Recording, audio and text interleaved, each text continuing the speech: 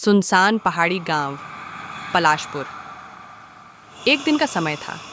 एक पुरानी हिलती डुलती बस गांव में रुकती है। नैना और राहुल उतरते हैं। आसपास सब कुछ वीरान है। नैना उत्साहित होकर बोलती है, ये रहा पलाशपुर।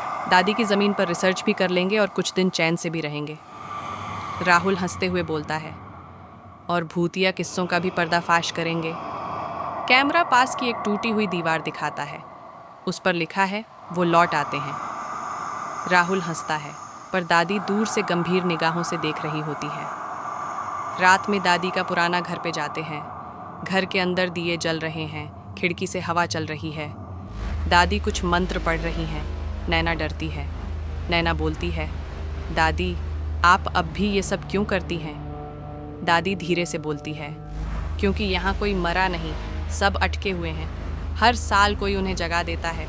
इस बार तुम आई हो। कमरे की दीवार पर एक पुरानी तस्वीर, दादी के साथ एक और लड़की, हूबहू नैना जैसी। अगली रात जंगल में राहुल कैमरा लेकर गांव के जंगल की ओर जाता है। अचानक अजीब सी आवाज़ें, फुसफुसाहटें, कैमरा गिर जाता है, चीख और फिर सन्नाटा होता है। नैना अकेली, डर और तनाव में नैना बोलती है, राहुल कहाँ हो तुम? वह जंगल की ओर भागती है। वहाँ उसे राहुल का कैमरा मिलता है। वीडियो चलता है, पर वीडियो में एक परछाई कैमरे के पीछे आती दिखती है। नैना घबराकर बोलती है, ये तो मेरे पीछे खड़ा है। नैना दादी को सच बताने जाती है। दादी कांप रही होती हैं। दादी रोते हुए बोलती है, तू मेरी पोती नहीं है। तू वही है जो हर 12वें साल में लौटती है। वही जो मरी नहीं थी, सिर्फ अटकी हुई थी। तेरा नाम भी नैना ही था। तू मर चुकी है।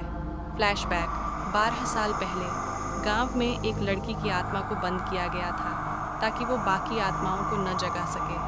वही आत्मा अब वापस आई है, नैना के रूप में। नैना मंदिर के अंदर जाती है, जहाँ कई आत्माएं बंद हैं। जैसे ही वो दरवाज़ा खोलती है, सब बाहर निकलते हैं। आसमान काला पड़ता है, गांव में हाहाकार मचता है।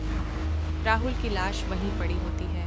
दादी आग में जल रही होती हैं। नैना मुस्कुराती है, उसकी आंखें काली हो जाती हैं। अगले दिन गांव एकदम शांत, पर अब सुनसान और वीरान। एक बोर्ड, पलाशपुर, जनसंख्या 0।